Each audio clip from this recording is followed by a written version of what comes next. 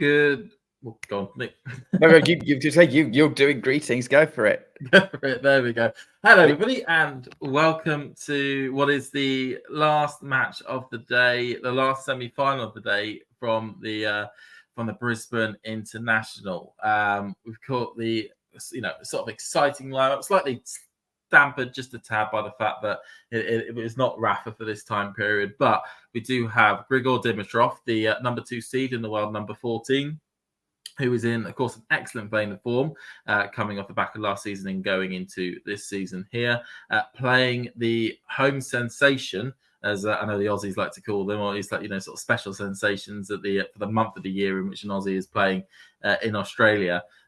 Jordan Thompson, who has had a brilliant week so far, fairly lucky getting a bye in the second round after Ugo Humbert had to pull out. But of course, having that epic match yesterday against Rafael Nadal to reach the semi-final, and the sort of the first semi-final that he's been at on a hardcore in well over a year, it seems like. The last time we got to a semi-final on an ATP event was to Hergenbosch, and that was on the grass courts last year.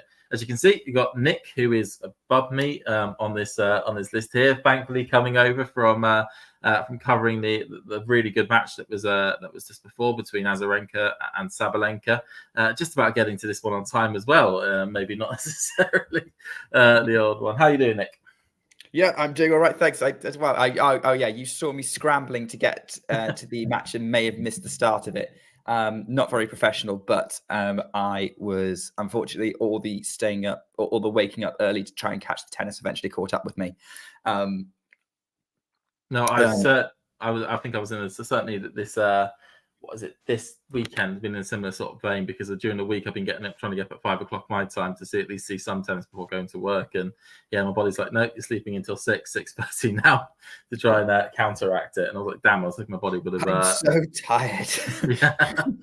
Definitely going to wake up tomorrow for the finals, though, especially in the WTA side, because Coco Gauff and Svitolina, yes, please. And Sabalenka and Rybakina, definitely. Oh, that's going to be good. Two unstoppable forces taking on each other, given the way they've carved through the Brisbane draw, as I thought they might, to be honest. So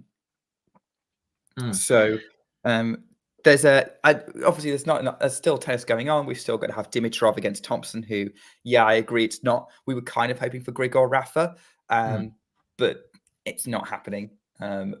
So we'll have to do that. Yeah, tennis podcast, top 4. Definitely the hot favourites for the women's side of the draw. But it's all men's matches going on around the world at the minute. Dimitrov and Thompson are warming up right now. Alexander Zverev has taken the first against Alex de Minaur at the United Cup, 7-5, with Germany leading 1-0 after Kerber came from a set down to beat Aya Tomljanovic. Interestingly, even though Germany are in the semi-finals, that was Kerber's first singles win of the tournament. And Andrei Rublev is a game away from leveling his match with Jerry Shang in Hong Kong in their semi-final.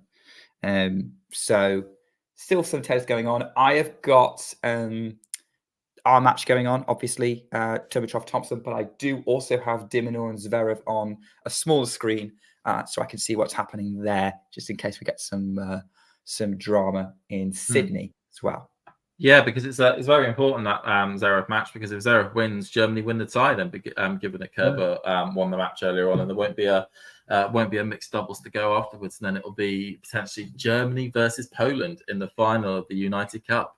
Which is always an interesting tie in any sporting context, particularly football. Yeah, particularly football. Close neighbours. Of course, Poland putting out a very strong team this year, putting out both their Polish number ones, and you would probably would say slight favourites going into that contest if that did take place. Would you agree with that, Nick, or would you think maybe? Yeah, I would definitely back Iga to beat Kerber. With the form, I mean, like Kerber, Kerber's had some really good matches, but I think the matches that she was closest in were Paolini and Tomljanovic, which kind of shows where her level's at the minute. I think she got a set off Garcia maybe, but Garcia leaks sets. So I would say Kerber, I think Iga's going to be the heavy favourite against. Zverev versus Hurkacz could go either way. Mm. And then the doubles, again, doubles could go either way in any way. So I would give maybe Poland a slight edge in the doubles. So I think maybe Poland's the slight favourite in that matchup. I definitely think a Poland-Australia final would be more interesting. Well, with a sort of the home crowd getting involved. Home crowd getting involved, but also like the doubles evens things out because Iga would have an advantage over Tomjanovic, but Hurkacz Dimitrov would be evenly matched, and mixed doubles, I think Australia have an advantage in because they've actually got some solid doubles players as a lineup, whereas Germany doesn't. And obviously, we've seen Iga and Hubie are actually decent mixed doubles teams, so but they're not specialists, whereas the Australian team would be. So it would be probably a lot more on a knife edge, whereas I think Poland probably got a slight edge against Germany. No, I certainly would agree with you on that one there. As we can just probably say that Rublev has taken the second set against Zhang. Yeah. Let's make sure I pronounce Zhang's first name correctly. Zhang. Yeah. Well, obviously, Chinese, it's surname first. Yes. I believe he likes to be known as Jerry. Jerry Shang. Jerry Shang. Yeah. So just call him Jerry Shang. He's only 18, I only realised earlier today. I hadn't realised quite how young he was. So very big prospect, especially since he took down Tiafoe and he's pushing Rublev, and he's got an Australian Open wildcard. He has. It's really good. It's really good to see that. And I remember a couple of years ago, Wimbledon did this with Tim van Rijthoven, where a player that was completely out of the top 100, playing a couple of weeks before the Grand Slam, wins it, or at least has a really deep run at it, and that they get rewarded with the following slam with a wild card into it. Yeah, and it's not just from somebody who is a nationality of that Grand Slam. It's actually you've done really well. It's the matter, regardless of your nationality, you deserve a shot at the main draw because you're showing at the warm-up tournaments that you're playing really well. Indeed, although. And I agree. I think that is a good thing. And I think it's really good that Australia have done that. I think it's good when, Wimbledon does things like that. Obviously, Australia giving Wozniacki a wild card on the women's side. Someone who's actually got a decent chance and promoting them as a player in the, as a prospect. What I will say is that that's how the wildcard system should be worked, and it's not just swapping with each other. You're not a fan of the reciprocal wildcards then, Nick? No, I'm not, to be honest. I think the reciprocal wildcards are the one problem with the system that I would just get rid of. Quickly, also, just for those people that don't know what I mean by reciprocal wildcard, that what's happened is that 3 out of the 4 Grand Slams, which are the French Open, the Australian Open, and the US Open, all their tennis federations have an agreement where they would give over 1 wildcard slot to their Grand Slams to the other 2 Grand Slams nations. So for Australia, for example, they have agreed that 2 of the wildcard slots will go to one French player and then one US player in both the men's and the women's draw. And then that works out also at the French and also at US Open. There's only Wimbledon is the only Grand Slam that didn't partake in the actual in the system. Oh, does Wimbledon not take part? Well, that's probably a good thing, because I was just wondering, wait, hang on a minute, where's our wild cards? Why did you not give one to Emma, or who would? Because Jodie and Katie qualified anyway, but. Yeah, they're straight through to the main draw. It's a shame that Jodie lost actually earlier on today in a qualifying match for Hobart. Yeah, Hobart though looks stacked. She was playing Camilla Osterio in the first round, which is and so it's really quite stacked actually for that Hobart qualifying. I was quite surprised actually. Katie got a good win for Adelaide qualifying against Alicia Parks though. She did. I must say I went to Lyon when she won during the week that she won last year the indoor event there, and I really rate Alicia Parks as a really good player. So I thought that was a real bugger of a draw when she got that first round. But no, I think there may have been some sort of injury for Parks because the last set was 6-love, even though the second set she won 7-5. But I hope that Katie's able to then go and qualify fully for the Adelaide draw. Yeah, well, she's got one match to do it. Dimitrov is already held serve to start with in this match that we're watching right now. Dimitrov Thompson, and I can confirm that on my screen, Alex de Minaur has break point against Zverev early in the second set. Good. We want to keep that. We want to keep that tie alive, not only just for the fans in the stadium, for people watching competitively, but probably for us in Europe who want to watch just a little bit more tennis afterwards as well. It's one of those things where, like, go on, extend it, because I just don't want it to end at like midday. I want it to end like 2:00 or something, so I can still watch a bit of tennis later in the evening. Make sure the Australian tennis fans never sleep, even when it's at home. They do that in Europe a lot. Ooh.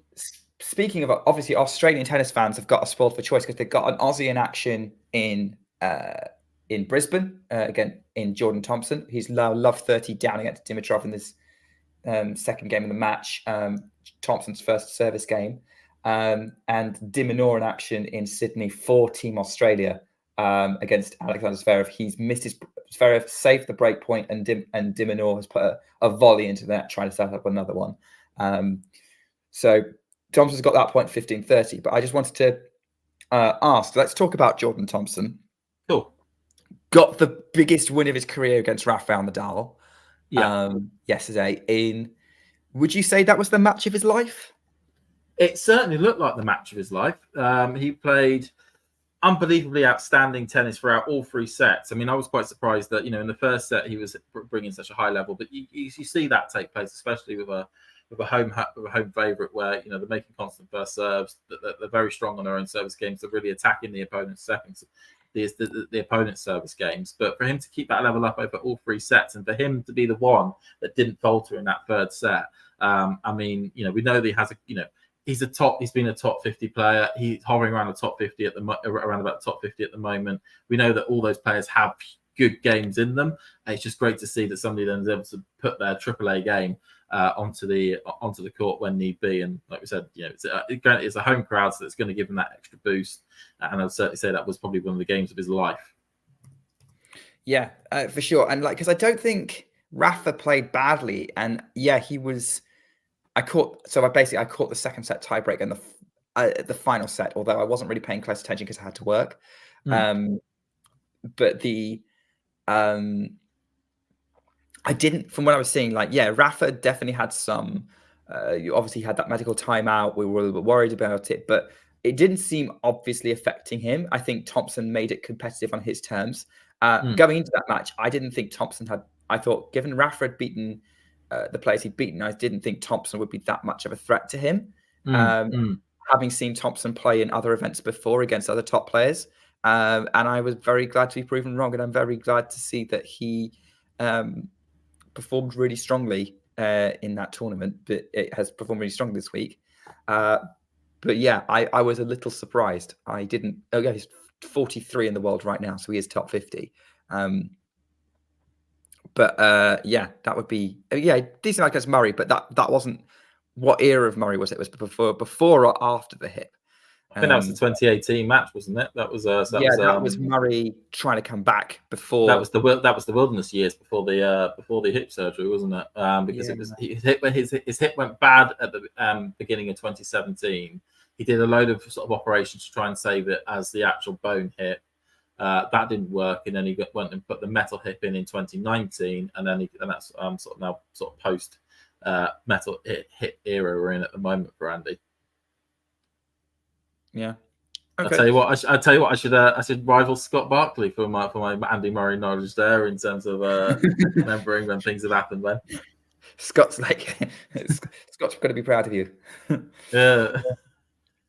On that one there. I think we've got currently Thompson looks like he's just about serving for his first service game as well, which is looking good. Okay, I've got him. He's just held on my screen.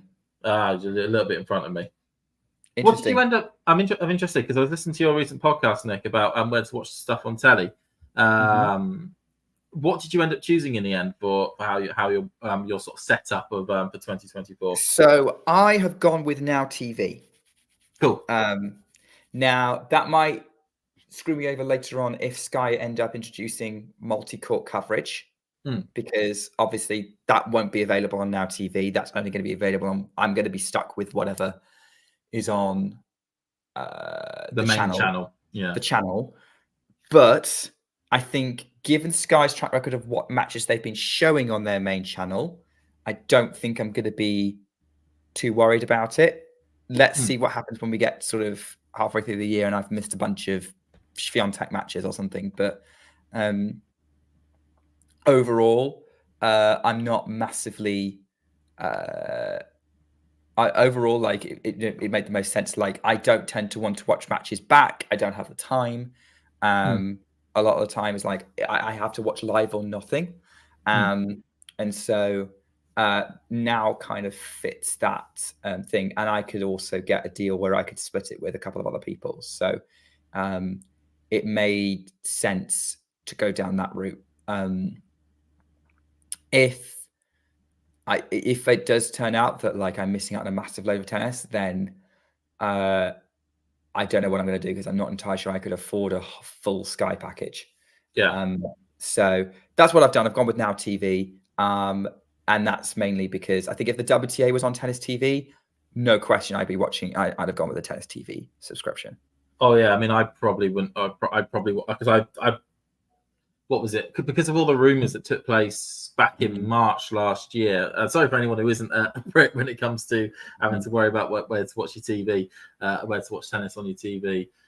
And because all the rumours that were swirling in March, I kind of took the plunge on a big contract, which was slightly reduced from Sky around about the US Open time to sort of go full in on them on the Sky Stream system. So I'm quite fortunate that I was a bit nervous going into November when nothing was announced in terms of officially about who was having what. But yeah, it's the multi-court coverage thing is a bit of an issue at the moment.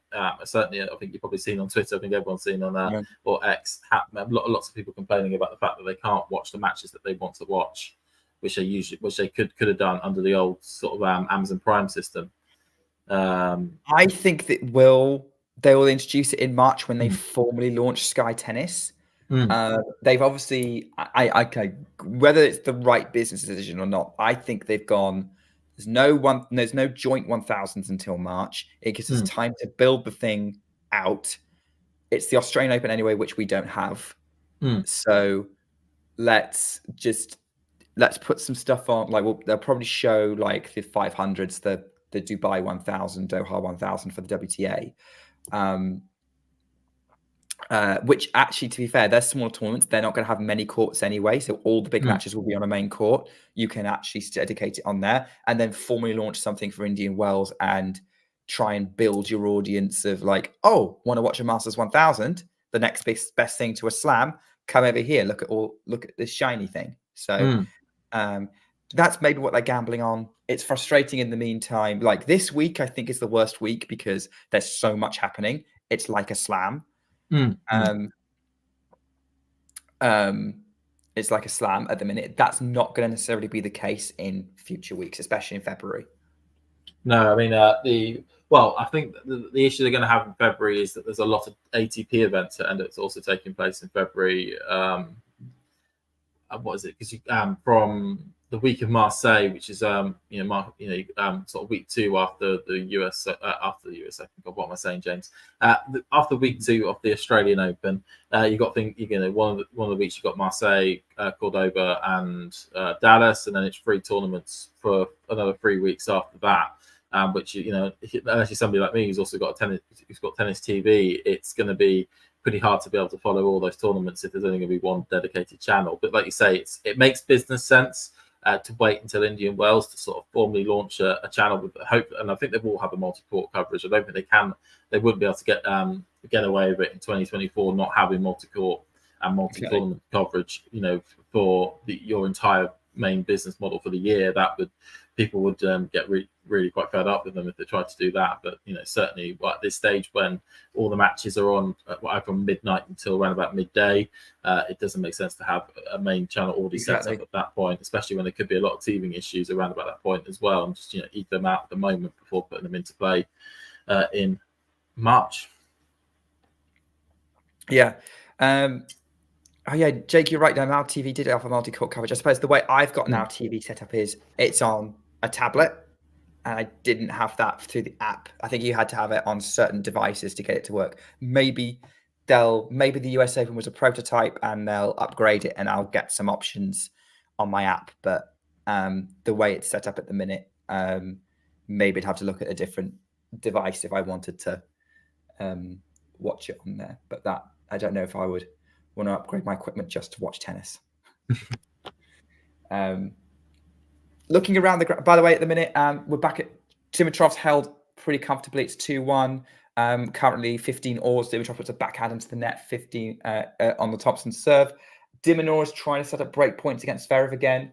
15-30, 2-1 to the Australian, trying to make that match in competitive. Yes, Sean, you watch Talking Tennis and the 3 minutes highlights on YouTube. Let's face it, if I couldn't afford to watch tennis, I would probably do the same thing and follow what's happening on this channel, because I genuinely think we've got a team that mostly know what they're talking about and don't go into hyperbole.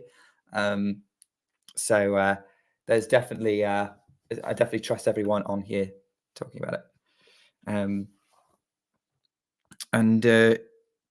Yeah, and in Hong Kong, it's still going with serve. Very early stage of the third between Rublev and Shang. Shang trying to pull off a massive upset. I'm just looking through my live scores on TNS, and I keep getting very confused because there's a qualifier going on in Adelaide, the WTA event, between Christina Buxer and Tala Kokkinis. Yeah, and you're thinking, is it I keep doing a double take. Like, what's he doing there? Like, how's he ended up the women's event? He's got a wild card into the men's. He doesn't need to do such a thing. Indeed. Although I feel like we're getting... This Samantha Murray-Sharan, I saw she somehow got into an alternate into the I don't think she was still playing, but yeah, she's currently a breakdown to Ulrike Ekeri of Norway in the deciding set. Yeah, I saw like 2 alts. I was like, what has happened in that qualifying section for, Samantha Murray-Sharan? I mean, she was clearly there for the doubles, and somehow thought, I'll just sign up for the singles, see if anything happens, and something has happened. Yeah, because she doesn't even have a ranking. Oh, no, career high, 165. Current ranking doesn't exist. There you go. Well, there we go. I think it's points for qualifying, but she won't get any if she loses this match. No, I felt as though if anyone would have wanted to, they could have just gone down. Got a good rally going on here, by the way. Like really long rally going on at 30-all between Dimitrov and Thompson. Thompson goes long with a forehand, and it's 30-40. Dimitrov has a break point chance early on in this match. Yeah, you're still quite ahead of me. Yeah. Sorry, I forgot about that. That's all right. It's somehow funny enough, as we're talking about different ways of watching tennis, my tennis TV app is not working to show it, so I've had to go to Sky Go to try and get it on the on Arena, and it's even further behind than tennis TV. Interesting. So now TV's ahead of Sky Go. Good to know. Huge serve from Thompson. Too good. Dimitrov puts his return attempt into the net. Deuce. Jake, love chatting with you as well. And actually, one of the great things about Talking Tennis is our audience are very knowledgeable tennis fans as well, and always make some great points. Like Jake, your analysis is usually spot on. Eleanor, when she's here, really think I really like what she has to say. Sean as well. Generally, like you guys usually have some really good insights that I'm like, oh yeah, good point. Deuce in Brisbane, by the way. I'm just literally hopping between screen to screen to screen. It's just like a massive. It's not like my Wimbledon hub where I had about 6 screens in action at once, but which is one of the reasons why I didn't do a lot of commentary, because I was like, I sacrificed a screen. I need to know what's going on. Just so I could talk to folk. Yeah. I mean, I don't know if I'll do that again. But it was. I don't know how close I managed to follow any match, but at least I wasn't getting FOMO. That's always the thing. Is like you feel like you're going to miss out on something awesome. Don't let me. Yeah. I don't know how to update that. I mean, like that Azarenka Svitolina match at Wimbledon. Like I had Igor Bencic on because that was where the drama was, and I had them both on. I was paying much more attention to Swiatek Bencic. But from when I was looking over to Azarenka Svitolina, I was like, oh, that's a good rally. Oh, I want to be watching that, but I also need to check this one. What's going on? I was in the same boat. I was concentrating on the Bencic one more than I was the Svitolina one, because I thought that because Bencic was actually it was really competitive in that one. Yeah, for sure. Dinaur's benefited from a net cord. that creates a dead ball and gives him a point on 30-15 in Sydney. Thompson has held for 2-all. We are going to try and keep across. We're both watching the Thompson-Dimitrov match. Really long rally going on in Sydney with a huge inside forehand attempt from Minaur trying to hit the winner, but he's missed it and it's 30-all, 2-all. Well, yeah.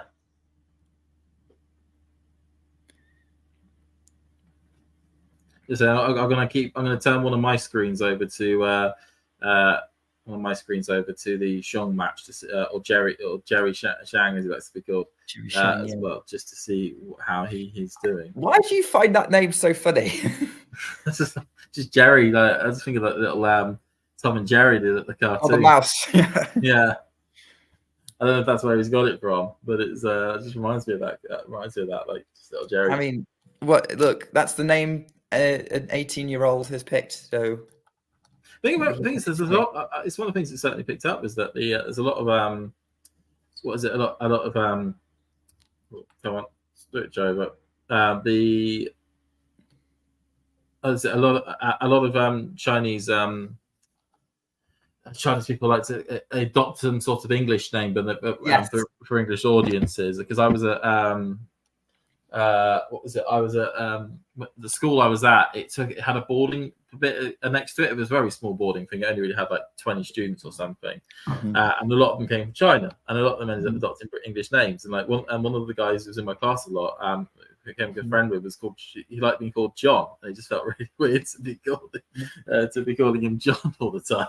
No, I've got a friend of mine called Michael who lives in Hong Kong. I met through university. I do like some volunteer work with university students, and quite a few of them are international. Similar thing. They've picked sort of English names, maybe it's just to help them sort of settle in a little bit. I do remember one student I met who his chosen name was Dexter. Which I was like, okay, interesting choice. Did he get that from the TV show? Because I really hope not. I think he might have.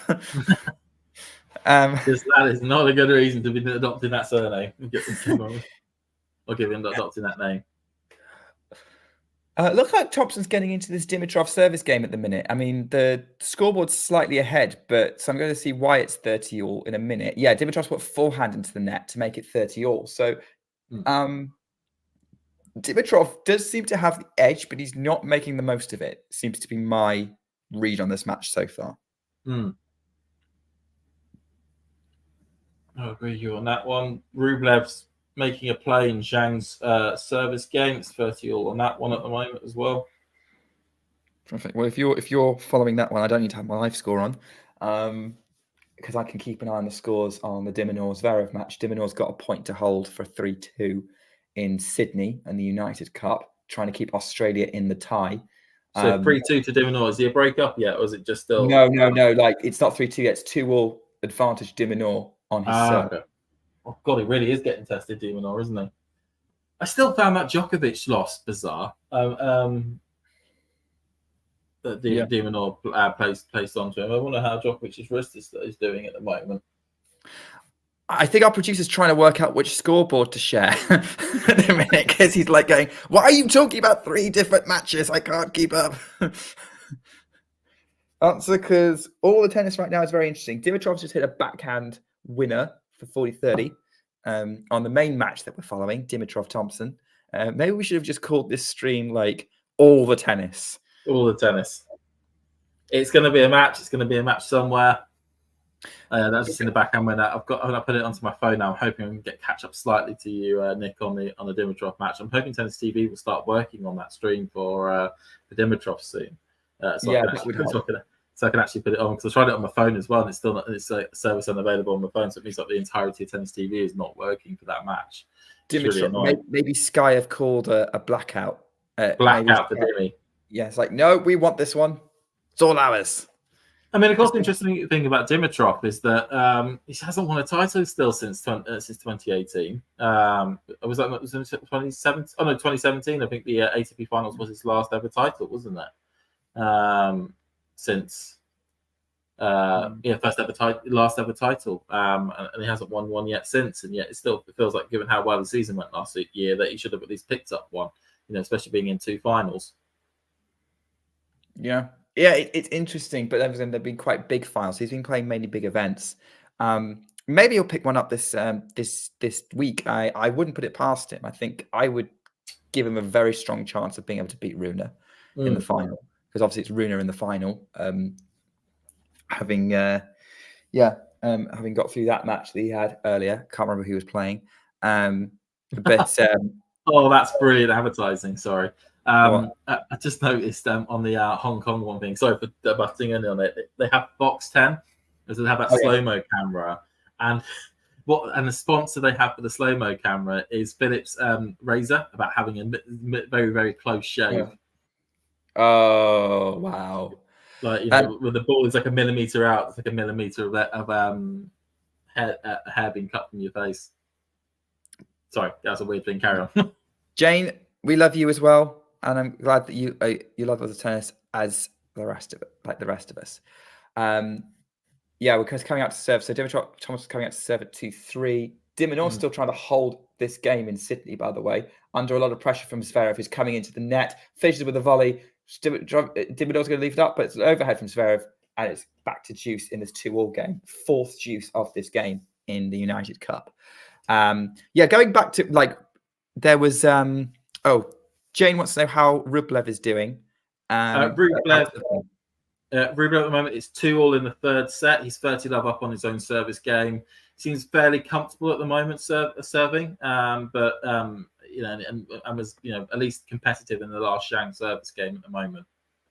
Okay. I mean, obviously he dropped the first set, but it was pretty, from those live scores I could tell it was fairly closely contested. I'm still back left to come through that one, I would think. I think Rublev will win this. Looking at the match, what's happening right now? Yeah, I think he's just held serve there with a brilliant ace service one out wide, 195 kilometers an hour as well. Out wide, that was a brilliant one from Rublev. 3-2 to Rublev at the moment. We know Rublev can hit pretty big when he wants to. Yeah, I think I was saying on the stream yesterday season was that how consistent he was at beating the players he should be beating.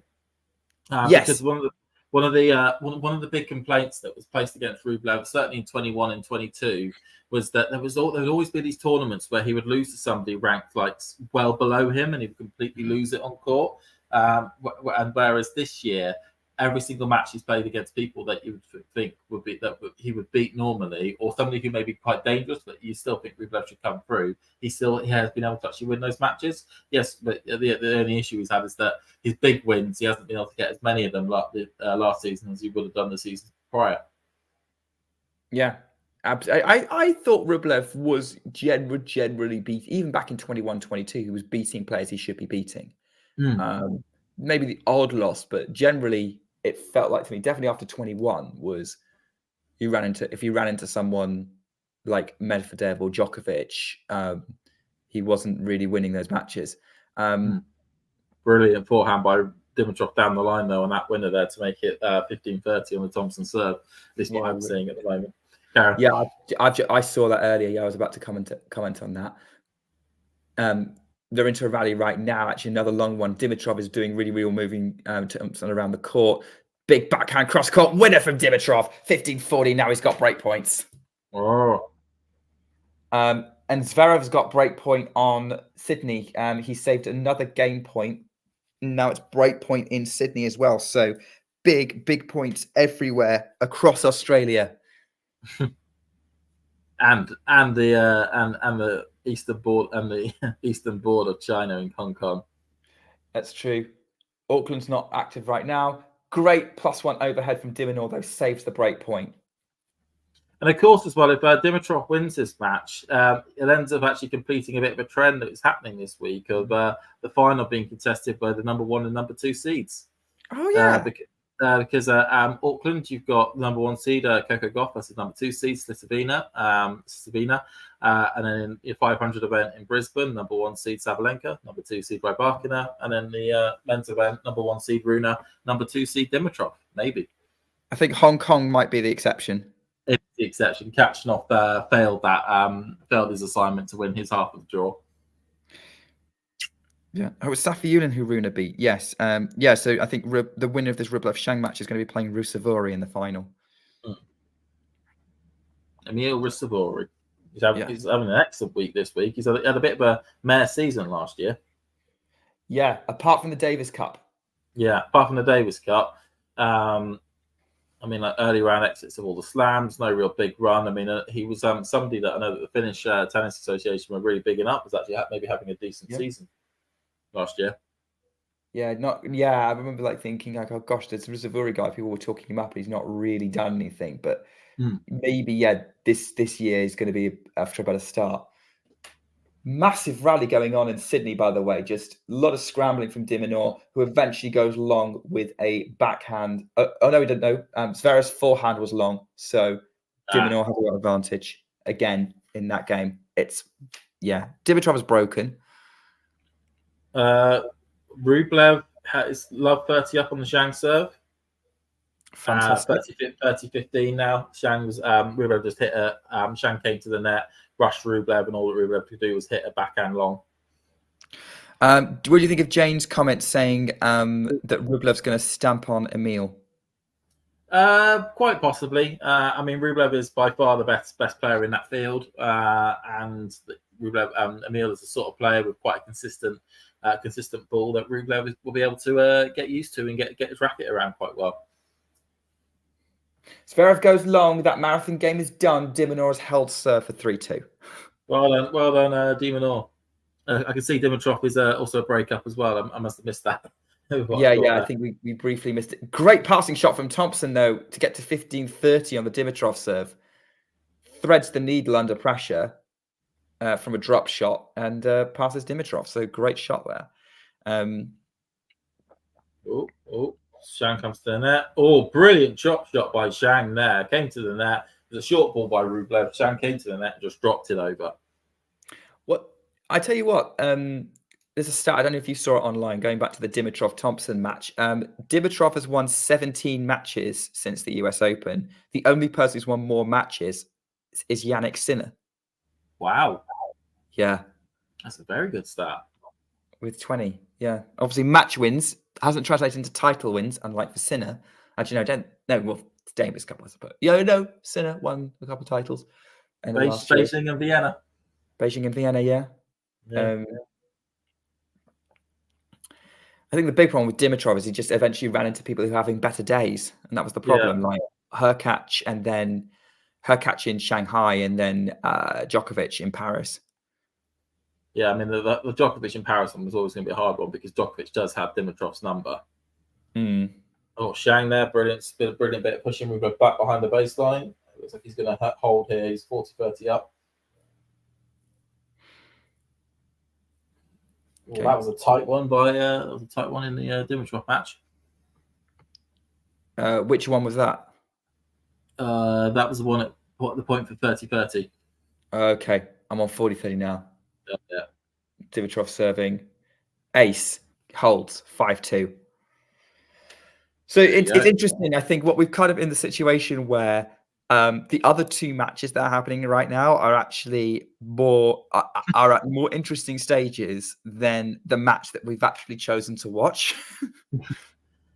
That's all right. It'll make us feel like some sort of weird football focus. That's what we did when Talking Tennis first started. Was we used to have a stream of about 4 people, and we were all watching different matches and updating from our match. Sort of doing a bit of a Karen Carney sort of situation. What happened there then, Jeff? Well, I don't know. I've no idea. No idea. Somebody got sent off. He's celebrating, but I thought. What do you mean somebody's got a break point? I thought the ball was in, mate. Which, to be fair, I do a lot during commentary anyway.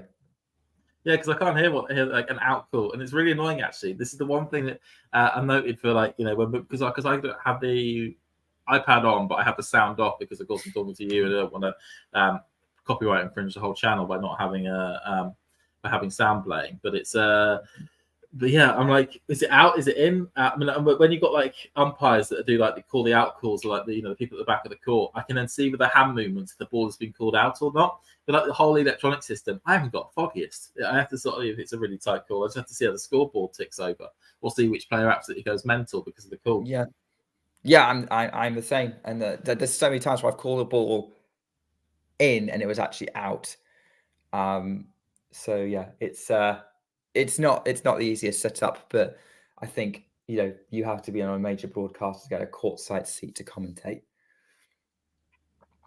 Zverev has 30 love up in this service game. We're coming back to Thompson serving to stay in the first set after 34 minutes at 2-5.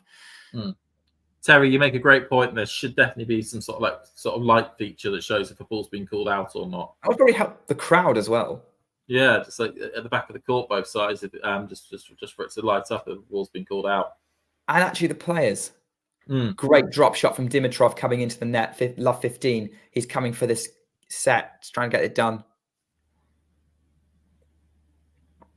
In fact, just they're doing a little camera panning in what is it, in the Pack Raptor Arena as well, to see if any celebrities are in the crowd. Like yesterday with Jude Law popping up again. So I don't think he's popped up again today, no. But yesterday you were popping up to watch a couple of matches. Yeah, do you know what? I mentioned this to Isabel on our stream earlier. That Sabalenka was like, they told us Jude Law was in the crowd, and I think her reaction was similar to Sabalenka's, like, okay. Like, I don't know how much of a fuss Jude Law draws, really. Yeah, I guess people got giddy because, of course, he's part of that very famous Christmas movie, and it's just gone past Christmas, so everyone would have watched it. Maybe. So usually people watch it. That's Love Actually, right? The Holiday. The Holiday. Oh.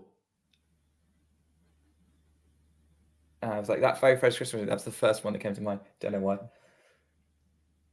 It's always the Love one people think about, and then The Holiday pops on afterwards. Funny enough, filmed in the village just outside of where I live. A couple of decades back. Sheer Village, which is now a very famous tourist hotspot, thanks to it. It's coming 3-3 between Minaur and Zverev in the United Cup, and Thompson is 40-15 up in this service game, 2-5, to try and extend this set, keep it to one break. So he's doing all right there. Thank you to whoever's just subscribed, by the way. If we've got any other people who want to subscribe to us for similar content, whether it's focusing on one match or we're going to do a tennis focus, which I'm always up for doing, to be honest. I think that's usually a very... I think it's a service that I would definitely subscribe to if I couldn't follow everything. Oh, huge backhand winner from Dimitrov on the return, 40-30. But yeah, bit of commentary, bit of update, bit of analysis. Always talking tennis.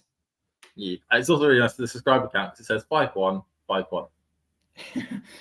Yeah, 6-1 will be better. Oh yeah, that was a bit.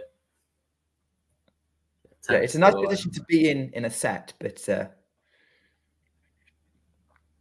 yes, other than that, it's irrelevant to tennis. Just to give another update from Hong Kong, 4-3 to Rublev on serve still at the moment. Zhang's just starting his service game. Thompson's just held with a really, really with an unreturnable serve, and so Dimitrov is going to be serving at 5-3 for the first set in Brisbane on the Pat Rafter Arena. And Rublev is chasing a bug around the court at the moment. He's chasing random balls? Chasing a bug that's come onto the court. Oh, I was going to say, you make him sound like a dog. Acts a bit like a spaniel at times, isn't he? I say that in a lovable way. Yeah. I think that's what makes him very popular. There we go. He's put it into Zhang's box. As I said, I don't think there's any female tennis fans that I know who don't like Rublev. I don't think anyone can really not like Rublev. They can maybe not like the fact that he likes smashing his racket on his knee, but barring that, he's a... Yeah, no, I know what you mean. Like, everyone likes Rublev, but in terms of like, I like him, but I'm not a fan. It's really good. It was really nice to see. What was it, Monte Carlo? How the fans got behind him because they really wanted him to win in that final. Oh, I wanted him to win that final because I didn't know when he was going to have another opportunity, to be honest. I mean, that was the easiest 1,000. Well, maybe not easiest because Rune is really, really good. But that was a 1,000 final he got to where he didn't have to deal with Medvedev on the other side or Zverev. He has a real problem against Medvedev. He can't seem to beat him.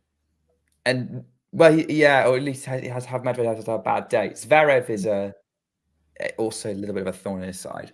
Tsitsipas is 50-50. Like he can get wins against Tsitsi. Yeah. But to be honest, with the way Tsitsipas is playing at the moment, I think many players can get wins against Tsitsi. That's true. I think he's still got this dodgy back.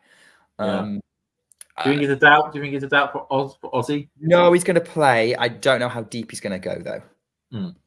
That's the thing. I was surprised Rublev didn't win Shanghai in some ways. I mean, her catch played really, really well. Yeah. Don't get me wrong. But I was a little surprised Rublev didn't win that one. Yeah, I had that down as Rublev taking it to the taking it all because it's a shame really because I say it's a shame really. It's it did seem like it was going to be a Rublev place to be able to win the title. For sure. Rublev has 3 break points at the moment. Oh, okay. That's back where in net. Oh, into the net. Shang's hit a forehand into the net, and that means that Rublev is now 5-3 into the lead, and he is now going to be serving for the match. Okay, Dimitrov is 2 points away, and Minaur is fired up because he's just beaten Zverev in a long rally for love 15 at 4-3 on this. So Zverev is serving at 3-4 down at the minute. Oh, not quite dry yet, but Minaur is fired up. Yeah, I can see Dimitrov as well as Nit is closing in on the first set. He's just double faulted though, so it's 30 all. Oh, down the line by Rublev, up the line by Zhang, cross court by Ping, cross court, down cross court again. Zhang's really sticking in his rally here. Rublev cross it, goes long. Down the line by Rublev, long. Oh, he's longed it, that one. Zhang mistake out of him. Yeah, Zhang's been making it competitive. Love 30 in Sydney. We're 30 in Sydney. Keeping across as much as we can. Hopefully, if Rublev can get this done, we can go down to following 2 matches. Oh, that's a great shot from Thompson right on the line. Overhead, right at Dimitrov, who puts it in the net, 30-40, and Thompson has a break back point. Oh, crikey. Rublev has just hit a brilliant shot, unreturnable. Zhang unable to get anything on that racket, 15-0. Great job. And Zverev has gone wide with a forehand. Love 40 for Minaur to take 3 point chances to go for a 5-3 lead in this set. Ace for Rublev, 30-15, 2 points away from his first final of the year. Why is this always happen whenever we do this? That like every match has got a critical juncture. Make that a second ace down to 40-15. Now has 2 match points. Okay, we'll go with the match points. So just setting himself up, got his balls, camera angle switching over. Rublev, serving for the match. Goes down the tee, forehand by Zhang, just a long low by Rublev. Second serve. Oh no, it was a let cord. I don't think it was a second serve, actually, and took 1 ball. Goes cross court. It is long, so that is a double fault. Double fault by Rublev, so down to his second match point. Dimitrov saved the match point against Thompson. Oh, good. Break point even. Break point. Oh, good for Dimitrov. And then aced to set up a set point for 5-3. Goes down the tee, backhand by Zhang, forehand by Rublev cross court, back forehand by Zhang, down the line by Rublev. Zhang just about gets to it, hits the net, and Andrei Rublev is into his first final of 2024, defeating Jerry Shang. I believe, what was it? 6-4. Let's let the scoreboard pop up so I can just remember what the first set score was. But I believe it was. I'll update. I don't. Well, Rublev has won. We'll do the score in a minute. He's won. Rublev has. Dimitrov has aced, so back-to-back aces to win the first set 6-3. Alex de Minaur has broken for a 5-3 in the second set with a thunderous down-the-line forehand winner. And he is coming out to serve to level this set, to level this match with Alexander Zverev and keep Australia alive in the United Cup? Oh, I've got a better stream now. Thank God. Tennis TV is now working for Thompson. Okay, so I got the fact that Fantastic. So you might actually be ahead of me on Thompson Dimitrov.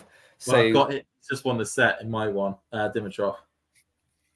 I was just on the set. Yeah, I've got the stats on the board for mine. Brilliant. We're at the same, pretty much at the same point. Excellent, excellent. Fantastic. Which means that we can actually commentate on that one. I will probably keep an eye on the United Cup match, which is probably the only tennis action at the moment because obviously Rublev has just won in Hong Kong. He'll be playing Minaur Savuri, and Dimitrov and Thompson are having a sort of a break between sets. Well, if things continue this way, Nick, we may end up having to continue to the mixed doubles. I mean, let's see. If it's a dead tie, I won't watch the mixed doubles. If it's a decider, then I will. Backhand from Zverev, trying to go inside out for the winner, misses it. 15-love Dimitrov. There's a lot of long rallies in this match. I mean, Zverev's being a lot more dynamic than I'm usually using. Usually he's kind of killing off the point, but here he's trying to be aggressive, but Dimitrov's running everything down. Just being super consistent as you would expect. So here we go. Dimitrov, 3 points away from this set. Serves ace. No, ace. Missed it. No, he's missed it. Looked like an ace from here, but I'm watching on a small screen from a distance away, so that's not helping. Forehand, double fault, 15-all, and they're walking out on court in Brisbane. Cool, yeah. I've got about to start serving, bouncing the balls by Thompson. Ball into the air, goes up. Okay, you are now ahead of me. Oh, time travel. I'll just pause it for 2 seconds. Don't just stick with it. We'll worry about it as and when. I think while I'm concentrating on 2 matches, it makes sense. Cool. Oh yes, I've just seen Thompson put the volley attempt into the net for love 15. Okay, you keep an eye on Dimitrov. I'll keep an eye on Thompson. Aussies, don't worry, we got you covered. Not that I imagine many Aussies will be listening to us, but you never know. This, if you ever want an example of how teamwork's going to be, this is teamwork. Yes. Somehow. What a team this is as well. The dream team. Exactly. All right. Loving the rally going on. I've just seen in Brisbane for Thompson to get to 15-all. But let's have a look. 30-15 for Dimitrov. Backhand from Zverev. Backhand Dimitrov. Backhand Zverev. Forehand Dimitrov up the line on the acceleration. Zverev's having to chop that one away. Dimitrov's going to come in to take it short. Zverev goes for the passing shot. Just goes wide. 40-15. 2 set points for Alex Dimitrov. Alex doing the business. For sure. So we'll keep an eye and then probably I can turn a bit more attention when they take a break between sets for this decider in Sydney for the United Cup. Just having a look. Hong Kong have released their schedule for tomorrow, just so everyone can keep an eye on that one. So there is the final. We've got a doubles final at 6:30. That won't be on TV, so go and watch that anyway. And then the main final between Savuri and Rublev will be on at 8:30 UK time. Dimitrov's double faulted again. 40-30. Oh. That's a little bit of pressure. Leighton Hewitt nods his head, shouts, "You got this." You got this. Yeah. That was a terrible Australian accent. I don't know if we want to offend any people by trying to do accents on this stream, especially since mine is it involves me having to say horrifically generic Australian things. Or just like good day or something, or yeah, something like that. Yeah, forehand. Dimitrov trying to go cross court, moving Zverev around, going back behind Zverev now with the forehand. Forehand out, cross court, aggressive, trying to keep Zverev under pressure. Now he's moving from side to side. Zverev goes long on the backhand. Dimitrov's pumping up the crowd. Here he goes. This is a typical Dimitrov and Australia feel, although he tends to do much better in the first week of Australia than actually the Australian Open. But that's the side point. He's won the second set. This has been a long match. Both sets almost taking 55 minutes. This is a real battle here in the United Cup. We're going to a decider. Germany are either one set away from winning the tie, or Australia are a set away from taking it to the mixed doubles. What's happening in Brisbane? Brisbane, Thompson has held his first service game. At the moment, Dimitrov is 15-love up on his own in the second game of the set. Fantastic. Well, while we're kind of at a bit of a maybe lull in the action after what was a pretty action-packed few minutes for us, James, you said something I've been wanting to talk about for ages, which is that Minaur win over Djokovic was really weird. Why do you think that? Because it's Djokovic. That's partly it, but also just down to the fact that Minaur has been a player that Djokovic has had the number of quite comfortably over the last few years. I don't think up until that match, Minaur had ever actually got the win against Djokovic, or at least maybe even taken any sets off Djokovic. And it's one of those things where, in the sake of a normal player, and we know the wrist was a big issue. It started to pop up in the Lehechka match, the one previously to the Australia time, and it really played out a little bit more in that Djokovic match.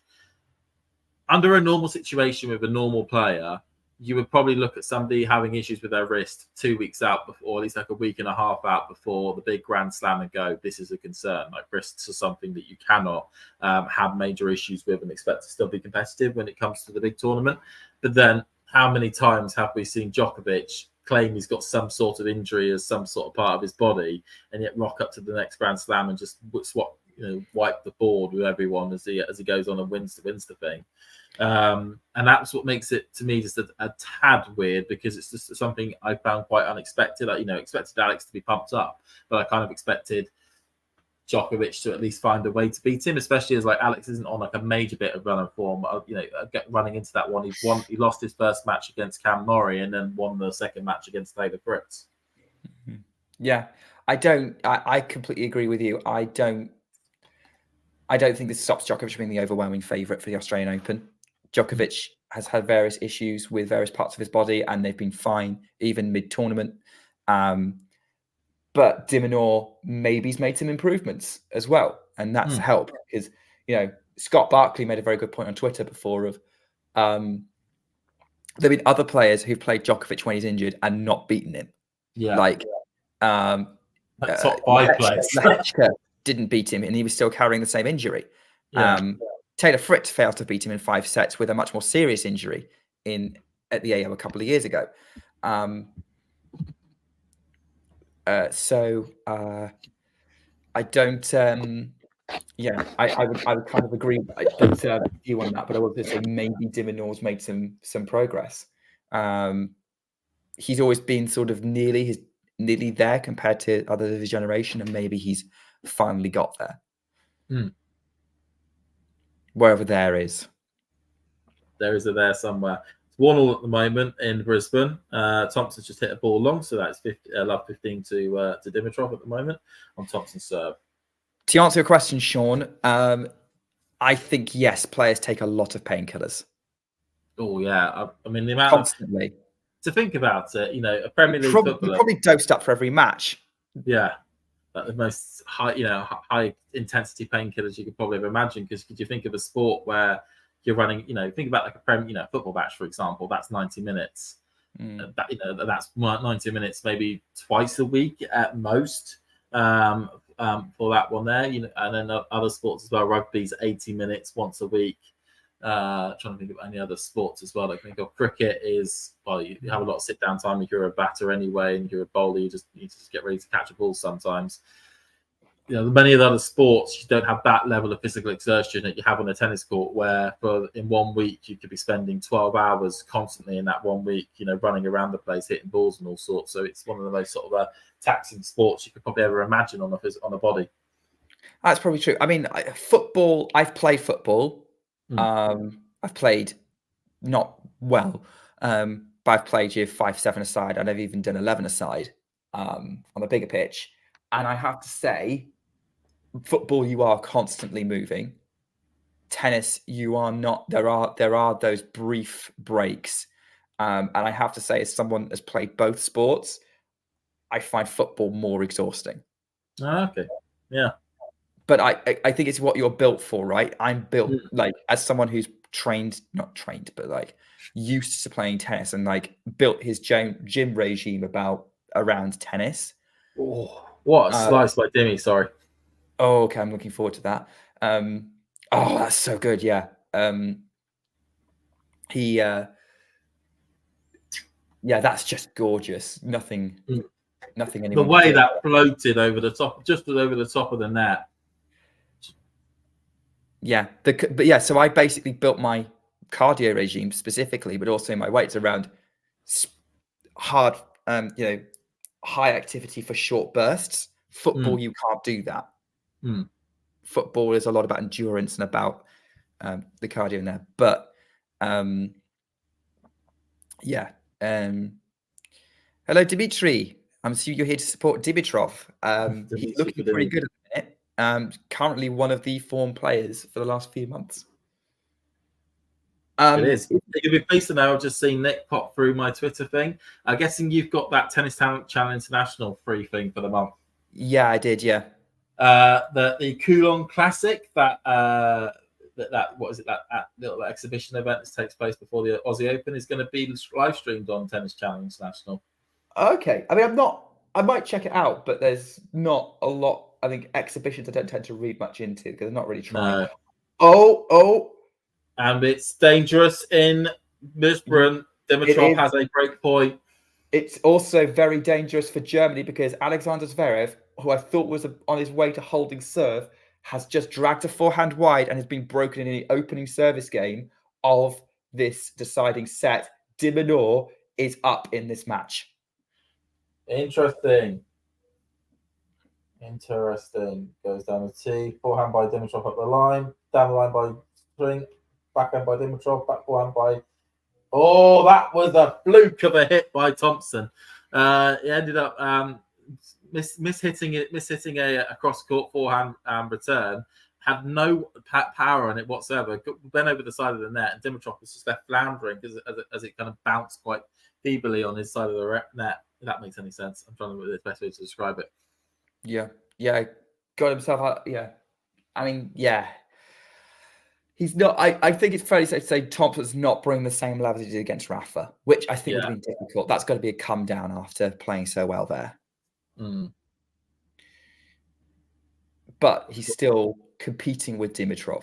He's not a bad player. Like he's top 50. Oh, and Thompson hit something he didn't have to hit. Yeah, he went cross court when he was at the net to try and hit a winner, and it ended up going along the back tram line. So another chance for Dimitrov. Another chance for Dimmy. Try and put himself in control of this match in Brisbane.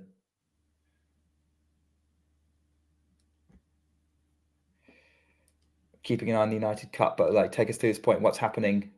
So Thompson goes out wide. Backhand by Dimitrov. Forehand by Thompson cross court. Backhand by Dimitrov as well. Both all the slice. Forehand by Thompson. Backhand by Dimitrov. Forehand by Thompson. Backhand slice by Dimitrov, but it's into the middle of the tram line. Oh, he's bottled it from there in a way. Thompson back to deuce. Oh, that's a shame. Dimitrov was probably really hoping to get control of that. Dimitri, loving you're a Dimitrov fan. I mean, let's face it, it's difficult not to be a fan of Dimitrov, not just because of his game, but also he's quite a fun character as well. Oh, he is. Do you think he's left the baby Fed moniker behind him now? Baby Fed moniker. I mean, now that Fed's not there, I think certainly. I mean, he is his own person, but it is still quite a fun nickname to still call him sort of Baby Fed, even if he does have a full-on beard at the moment. I guess he has kind of forged his own reputation now, because that's what we used to call him when he was much younger, sort of 2013, 2014, so about 10 years ago. Great passing shot, smart passing shot from Zverev to set up 15-30. Diminaur's not getting the opportunity to pull ahead yet.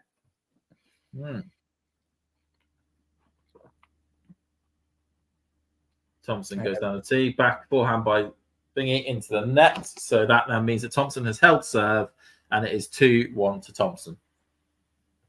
Great job from Thompson to keep Dimitrov at bay temporarily. 30 all Keeping between. his nose in front. I'm sure the Aussie crowd will want him to pull something off here. Minaur served his third ace of the match, and I finally correctly called an ace from him. Hey. 30 all in Sydney. Dimitri mentions Nadal in the chat.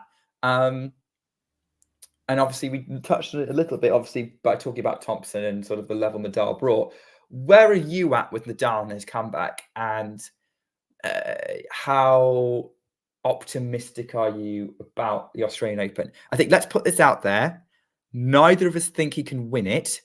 No. I don't think he's going to get past the quarterfinals. I don't think any of us, even when we were high on him post the team win, would have put him that far. But, where are we at with him now? It's a very good question. So, under a normal player coming back from the injury that he has had, maybe saying that if he got a good draw in the first round, he could probably maybe get to the second round, maybe third. But this is Rafa, and we have to always remember that he's one of the 3/4 greatest players that we've ever seen play the game on the men's side, and that not coming back from injuries, their level when they come back is always much higher than what would be a normal player. So I would say that based on what we saw, and the big thing is how much is he going to be able to improve how strong his second serve is, because the big issue that Rafa had in that match against Thompson was that second serve was just sitting up so it was almost like some sort of big prized ball almost, or something. It's the best way to try and describe it, as something to hit and attack and to go after. And it's how well he can improve that second serve to actually be competitive against a much better opposition. I mean, the big question mark, of course, is that he hasn't played a top 50 opposition yet going into the Australian Open. Thompson? And almost Nadal. Thompson is top 50. 55 at the moment going into this event. Pretty sure it said it was 43 on the ATP site. That's his career high ranking. There we go. So he's not played anyone who's been in the top 50 in the world, not even anyone in the top 30. And what's going to, of course, happen in the first two rounds, most likely for Rafa, is that he will play somebody who is a top 30 player in the first two rounds, and he's going to have to find a way at being able to beat those players. I mean, it is a Grand Slam, but yeah, granted, when he went into the Australian event 2 years ago, he did win the Melbourne the Melbourne Somerset tournament that took place 2 weeks prior. If he gets to the weekend, the first weekend, I think he's done really well. I would agree. I can't see him getting past that, though. I really can't. I'm seeing, it's very early days, but I'm already seeing parallels to Roger Federer in 2021, where Federer was battling his way through smaller tournaments, but somehow in the Grand Slams was getting results that a man with one leg shouldn't have got. Got to the fourth round of the French, pulled out against Berrettini so he could be all right for Wimbledon, because that was the one he really wanted to show format, and that was always been the tournament he was going to invest in as an opportunity. Like, if I've got a chance, if he had a chance, it was going to be there. And then he got through what was actually a fairly not tough for prime Federer, but tough for most players draw to get to the quarterfinals, and really competed with Hubert Hurkacz for 2 sets before eventually finally realizing he couldn't do it.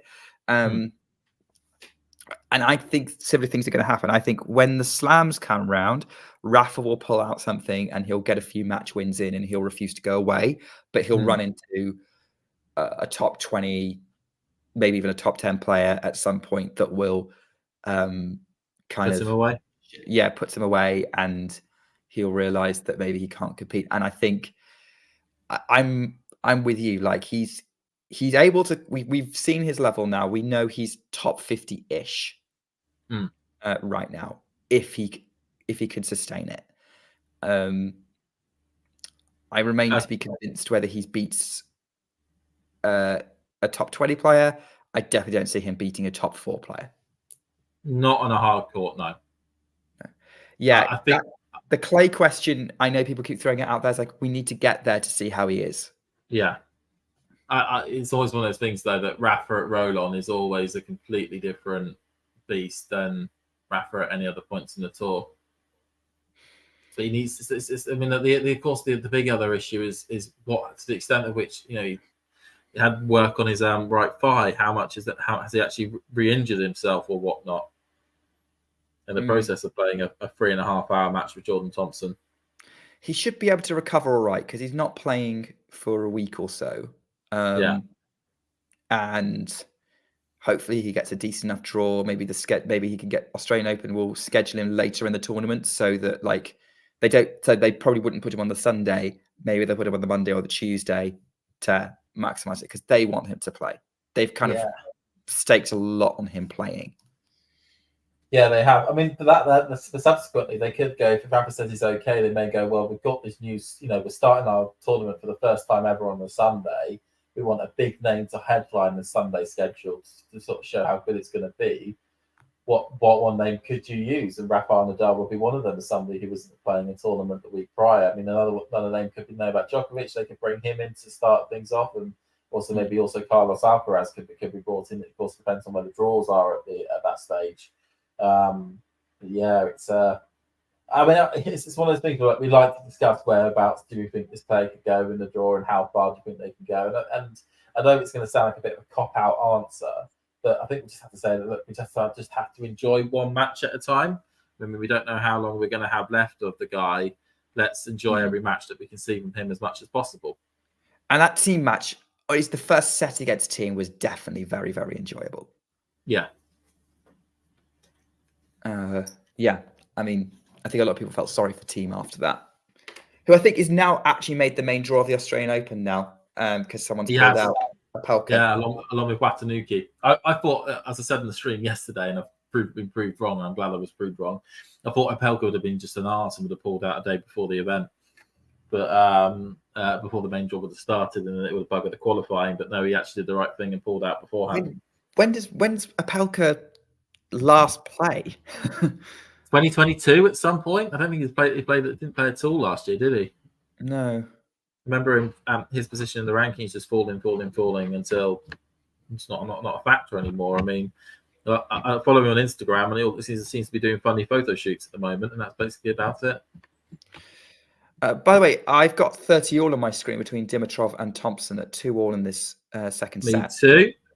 We've got a bit of a half chance here for Dimitrov here again, as he hits it into the tram lines and makes another mistake. Well done, Dimitrov. Never mind. Maybe we should just not look at it. He's huffing, he's puffing, but he ain't blowing that house down at the moment. I mean, obviously Thompson's making it difficult, and Thompson is a tricky opponent. If Dimitrov wins this, how do you see a final with Rune going? Because I think that could go either way. I think it could, but given the way that Rune dispatched of, or at least beat Safulin in straight sets earlier on, I'm more confident about Rune bringing a really high level. And I've got a feeling that it would be Rune that would end up taking that match. And I think it could even be in straight sets. Two very tight sets, but certainly maybe in straight sets. Like, I would like to be proved wrong and for it to be an epic. But that's, at the moment, how I could see things sort of going about. Okay. I don't tend to do power rankings for the ATP for Australia. Or I don't do it for the channel. Like, I might put something out on Twitter. I think John's currently working on something for. I want to have words with John about putting Shelton in the top 10 at this stage. I know he did quarterfinals last year, but he's not had a great. I would put Shelton in the top 10 as well. Would you? This point? Yes. Okay. Fast hard court with that serve. He tends to step up in the majors more than other smaller events. Yeah. And quarterfinals on your debut at an event is usually a sign you're going to be very, very strong there for years to come. So that would be, I wouldn't put him like high top 10. I'd put him 10th, but I would put him in there. I mean, I think. Yeah. Shelton, yeah. I mean, I've got Shelton in my. Go on.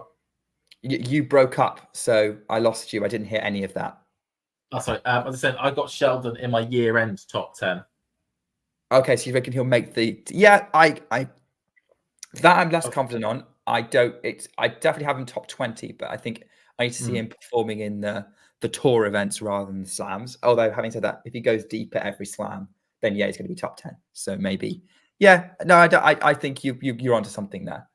But my main question was, obviously, the Australian Open is going to be about Djokovic and whether Alcaraz, Sinner, or Medvedev can stop him. And it's going to be those three guys who are the favourites to take it to Djokovic, and we've got a top four. Yeah. Where do you see? Also quickly, just to get Nick, sorry to interrupt. Just to say for Adelaide, the SC spot, because Zhang lost, has now gone. So Jack Draper is now into the main draw for Adelaide. I won't have to play qualifying tomorrow. He'll be going straight to the main draw. Sorry, just Nick. Minaur hitting a massive passing shot, hitting a brilliant passing shot in Sydney. He brought Zverev in with a drop shot, tried to jump, was like hopping up and down, hoping that it was like a Zverev, it would drop before Zverev got to it, but Zverev got to it, but he was there to pick it off and thread it past Zverev cross court 30-15 on his serve. Cool. But yeah, my question was going to be, where do you see Holger Rune fitting into the picture when it comes to the Australian Open? Do we put him in that same category as Sinner, Alcaraz, Medvedev as a threat, or do we put him in the same category as someone like a Rublev or a Hurkacz as could be a threat, but unlikely, or do we even put him as in his own separate category? It's like what tier would you put it in? So I would say my top tier, you have Djokovic, Alcaraz, and Sinner is who I would put in my top, my number one tier. Mm-hmm. I would then have a second tier, which would have Medvedev and Rune, certainly in that one. And then, as you say, that third tier, I would have your Zverevs, your Rublevs, and Hurkacz as well, certainly in that sort of third tier, going down from there in terms of likability or probability of potentially being able to sort of take a win. Terry's questioning Rune's fitness. I think his fitness is fine. I mean, I think he's had some time off, and he seems to be really well in Adelaide at the moment. In Brisbane at the moment. As Thompson has 3 break points, by the way. Whoa. Okay, we're going to focus on that. Quickly go on to that. Dimitrov hit a double fault there just now to make it 40 love to love 40 to Thompson. Chance here for the Aussie to take a break midway through the second set. Maybe Thompson proving the nightmare opponent for the top guys in Brisbane. He is proving a bit plucky underdog of the week. He is a plucky underdog with a brilliant beard. We're all jealous. Attempt to go up the line. I'm only jealous. Attempt to go up the line, hits the net, second serve. Bit of a chance here for Thompson. He's fidgeting like a kid. Backhand by Thompson, forehand up the line by Dimitrov, backhand by Thompson. Dimitrov comes to the net, puts it away. Yeah, Thompson's unable just about reach that. He nearly gets his racket onto it, but it was a brilliant chip and charge effect by Dimitrov there to make it 15-40. Still 2 break points though left for the Australian. Still going for it. Yeah, still opportunities. Dimitrov is going to make it difficult, but he has made some weird errors. Definitely this set, when having opportunities to maybe take advantage. We'll see how he copes with having to stay clutch here. Okay, second point. Dimitrov puts the ball into the air. Goes across court, forehand by Thompson. Good return, up the line by Dimitrov. Backhand by Thompson. Back forehand dink by Dimitrov. Smashed by Dimitrov. And that makes it 30-40. 2 out of the 3 break points have been saved. Again, Dimitrov coming to the net, closing the net down, doing a bit of a Thompson on Thompson, and then taking it to 30-40. Still 1 more break point. Dimitrov showing his class, showing why he is a former top 3 player, albeit probably in an era. ATP Finals champion as well. Yeah. I mean, maybe benefited a little bit from Djokovic and Murray falling off, but yeah, Goes out wide, backhand by Thompson, backhand at the line by Dimitrov, and a bit brilliant put away, and that's all 3 break points saved. That is a brilliant performance from Dimitrov there to deal with that. Dealt with it so well, so assertive. That is how you be clutch in those big situations. Hope maybe that's going to give him a boost. Hopefully so. Yeah, I think I would like Dimitrov to get a title. I hadn't realized how long it had been, because I'm pretty sure the ATP Finals was his last title. Yeah, that was. And then we got to what was it? And his last final up until the last year was 2018 in Rotterdam, where he lost to Federer, of course, in that final. Yeah, and that was the match that put Federer back at #1 in the world. It was. Rotterdam paid a lot of money to get Federer to come there to make him world #1. Backhand across court. What a backhand by Thompson. He's saying, I am not done yet. I am not done yet in this set or this service game. Because that was brilliant. Because he sliced, drew Dimitrov out wide. Dimitrov had to run to get court position, and Thompson hit that brilliant backhand back behind that Dimitrov basically had to slide to stop himself to have a hope of getting back on it. Okay, so this is the 4th break point for Thompson. He's got a good. I'll tell you what, he's a brave man for how close he stands to the baseline for his first serve return. Of the team, forehand by Thompson, long of the baseline, and that's the break point saved. I just would potentially have stood just a little bit further back just to guarantee you get a good swing on that, to be honest. But that's me giving armchair advice.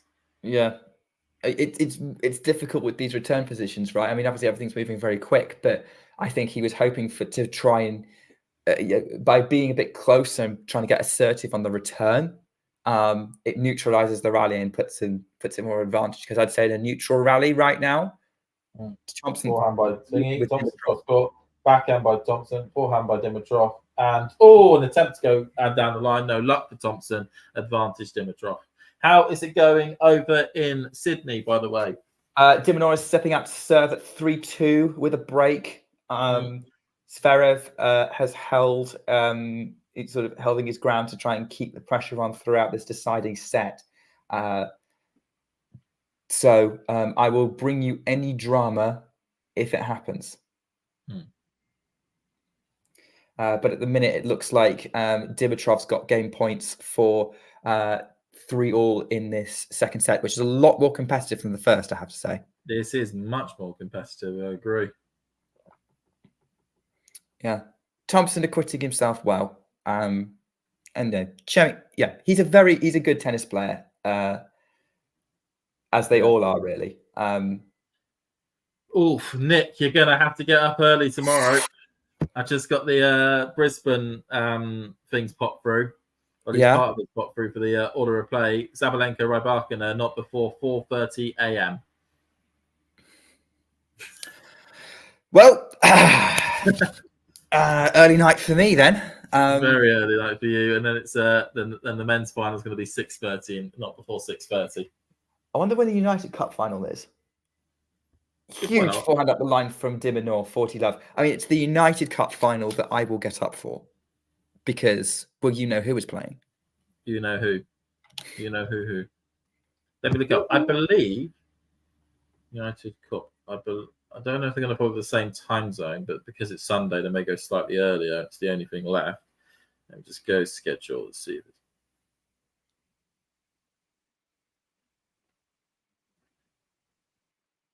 Leave that to me. I'm going to see if I can find out when it's going to take place. I mean, maybe, we'll have a look at it, but Diminaur's got 2 game points. He's just gone along with a forehand at 40 love.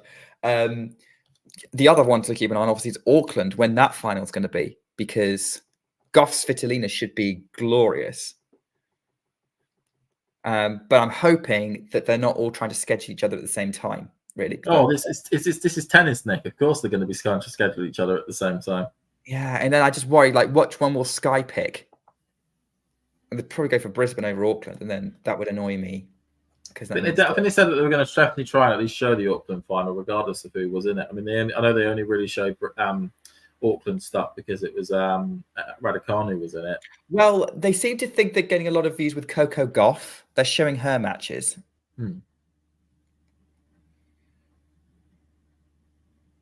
But yeah, I'll probably sit down and map out my schedule as and when I sleep and how I sleep. I'm not planning on watching an awful lot of tennis next week because, I'll watch maybe some interesting matches, but I find that Adelaide, like the week before the Australian Open, very rarely is relevant to the form book. Okay, yeah. It tends to be this week, the 2 weeks out, the first week of the year that you tend to see where the form is. And then the second week is generally people who feel like they can play a week before, maybe want to get their ranking up. Great forehand from Dimitrov there. Oh yeah, Thompson though, in my opinion, has just held the serve there. I mean, I get your point on that one. I like following tennis anyway, so I'll probably end up still watching a lot of it. I probably watch some of it, but I'm not going to be getting up specially for matches or anything like that. I need to preserve some sleep in time for the Australian Open. Don't burn yourself out before the event you really want to be awake for. Yes. Yeah. It's the same like with the US Open. Like I tend to not watch the tournaments the week before, or as much. Like I might stick something on, but again, it's kind of I need to recover from maybe staying up late to watch Canada and Cincinnati. I mean, I know for me, Canada and Cincinnati are the ones which I'd stay up for. I know that Winston-Salem is one in which I'll just catch the scores for, and if it's on during the day when I see it, then I'll see it. Yeah, on that one there. I mean, I'm interested because I really want to see how Jack Draper does in Adelaide. So I will definitely be watching some of his matches and also seeing how well Cam can do in Auckland as well. What's an Auckland finalist 4 a.m. Oh, there you go. So there is an overlap. There is an overlap with Brisbane. Tennis, so, of course they're going to overlap. Even though they're in different time zones, there's still an overlap. So yeah, there is no way that I could watch both. So I've got to pick which one I would want to watch. Which one it's going to be whatever Sky show me. And it's going to be Brisbane, isn't it? That's what I would go with. That's the one I would pick. 2 top 5 players going up against each other. You can't not go to that. Yeah, and also it's a 500 event. It's the bigger event. Yeah. Like maybe they'll show the beginning of the golf match. I think what I'll do is, because they did this on Tuesday really well, was that they put on main event, they put the Brisbane one, and then on Arena. There's no other sports clashing with it that people are going to want to watch. So they might, you're right. They'll probably have it on 2 different channels. So you can have two iPad screens up, Nick, and then just put 2 on there. Or laptop screens. I might be able to do that. I can do that because no one else has got my Now TV thing is interesting. Is like basically you only allows you to watch Now TV on one device, but you can pay a bonus to allow you to watch on two other devices, which is how I share the account with people, because basically it means that it's if you split it across 3 people, as long as they don't change their device, it's fine.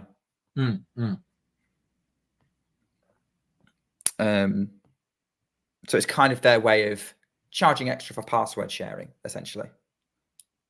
Oh, the joys password sharing, what they don't like at all. Yeah, it's like, I think it's a smart way around it. Yeah, sure, we'll let you do it, but on our terms. Yeah, you can do it. You got to pay for the privilege.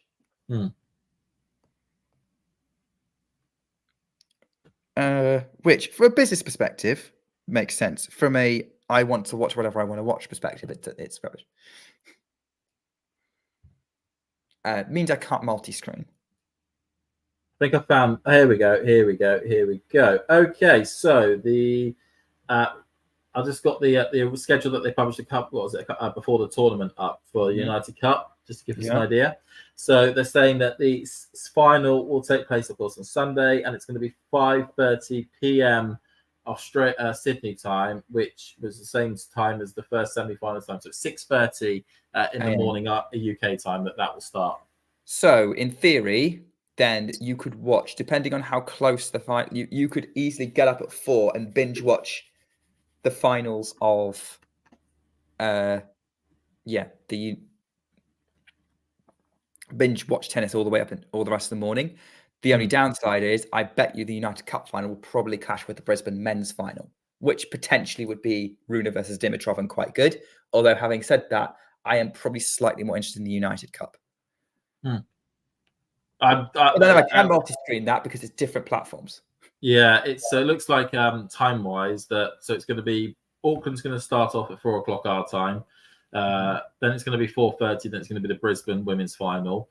Then the next one then you've got 6:30 UK time. You've got then both the ATP Brisbane final and then the United Cup final starting then. So you'd expect the United Cup to be the tournament that finishes last tomorrow. Yeah, most likely, especially with multiple matches to get through. I mean, look, this it started at 6:30 a.m. today, and it's still going. We're only in the second match. It's about 6 hours later. Yeah, but both matches have been mega. Yeah. What's the score so far in Sydney, by the way? 4-3 with a break. Dimitrov serving 15-love. Cool. What's the score in Brisbane? It's currently 4-3 to Thompson on serve. It's currently Dimitrov serving, and it's 40 or juice. So you've got European, James. I don't know what I'm saying anymore. Juice is what we call it. Calental. That's what they have at the French Open. I like it whenever the Italians do it. When you get Italians scoring, because when the Italian game is Joko, and like whenever when Djokovic is playing, they go Djokovic. Well, we always knew Djokovic got the game. Up the line, backhand by Dimitrov into the net, and Thompson has a break point. Again? Thompson has a break point. Yeah, this is a new service game for Dimitrov. This is the first break point for Thompson on this game. Great rally going on in Sydney right now, finishing with Minaur taking a forehand volley out of the air and finishing it 30-15. But I think the bigger moment is in Brisbane right now. It is. Okay, so I will talk us through this break point. Thompson here looking to make it 5-3 and to serve out the set. Afterwards, but Dimitrov goes cross court. Thompson just about gets his racket to it. Dimitrov comes to the thing and bats it away to make it juice again. Never mind. How many? So is that 5 break points this set in consecutive service games that Dimitrov's had to save?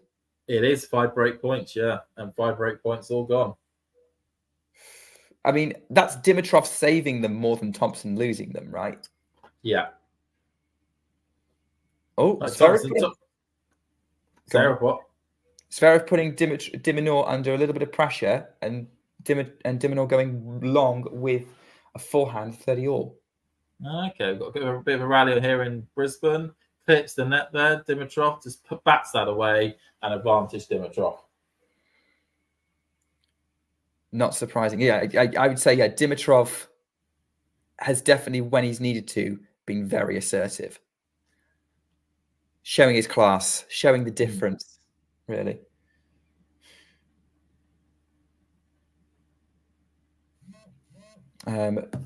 Currently second serve in Sydney. So forehand, Minaur up the line, forehand again, Zverev forehand to the Minaur forehand. Oh my word, I thought that might be going out, but that's a bullet forehand from Alex Minaur. I don't think I've ever seen him hit a forehand so hard, but he's got it in. It's a Sydney crowd. It's encapsulated him. Yeah, Dimitrov has just held the service game in my one as well. Carry on. It's Minaur in Sydney. Minaur always steps up in Sydney because he has done when he was the ATP Cup, when Sydney had a tournament, and then obviously in the United Cup. I mean, that's these tournaments where he's playing for Australia in Sydney, he's coming alive.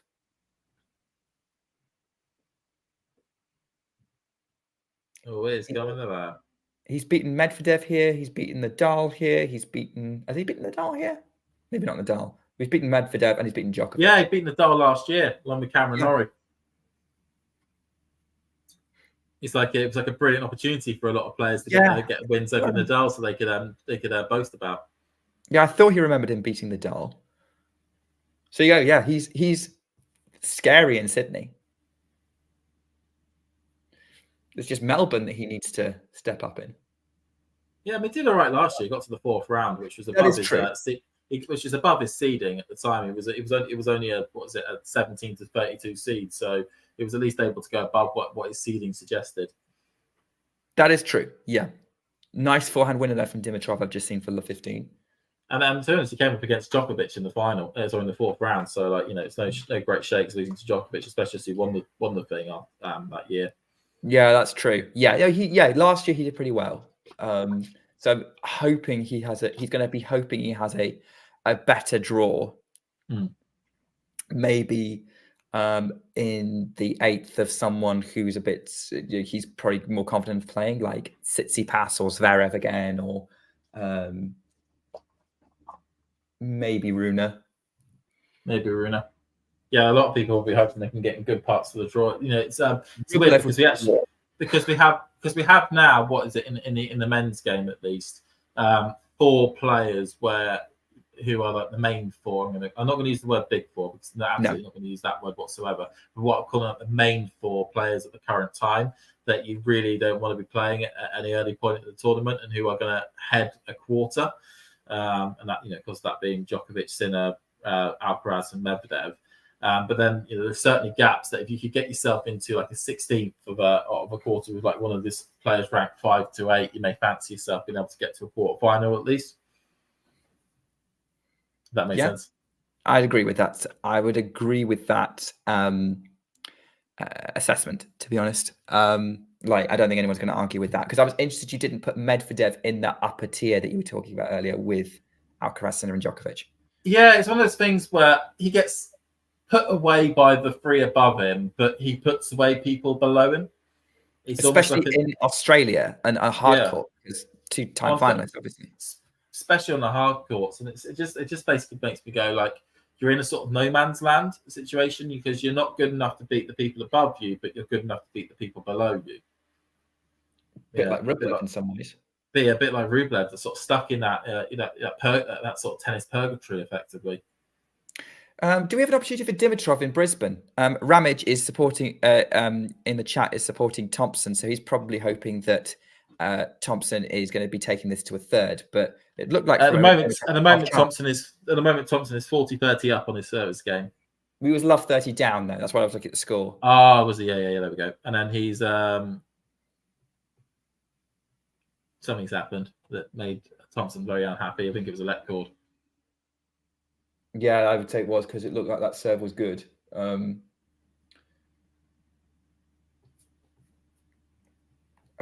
is currently serving at 40-30, 3-5 to take us to one more change of ends in Sydney.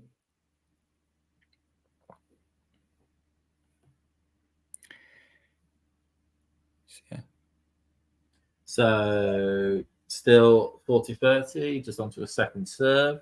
Is that another let cord? Yeah. He's gone change direction. He's still got a let cord. Cross court, into the net by Dimitrov, and that makes it 5-4 to Thompson.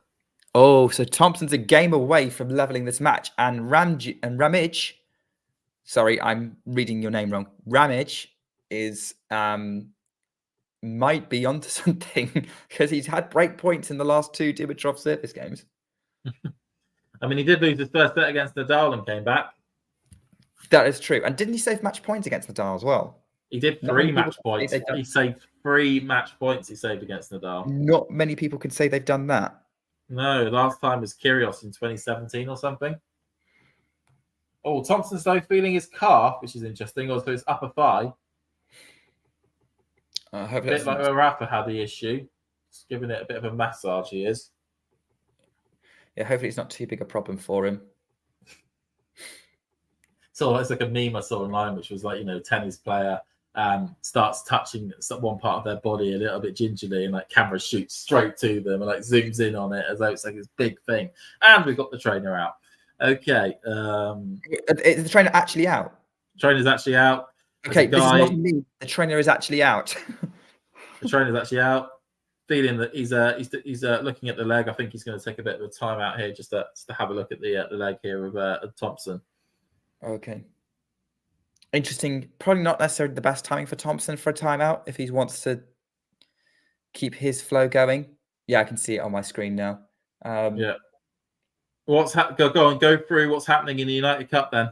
Well, they're showing Storm Hunter making her way into the gym, ready for to get for her mixed doubles match, because they could be one game away from getting ready to go. Because Minaur is coming out to serve at 5-4 in this deciding set to make the tie 1-1 and have a deciding mixed doubles for a place in the United Cup final against Poland. We'll see what he can do. So yeah, keep an eye on. If you keep an eye on the training situation, I will see what happens in this match. Obviously, I'm a little bit behind, probably because of the stream I've got, but hopefully it's still going to be interesting. So Alex de Minaur goes out wide with the first serve, misses it. Second serve.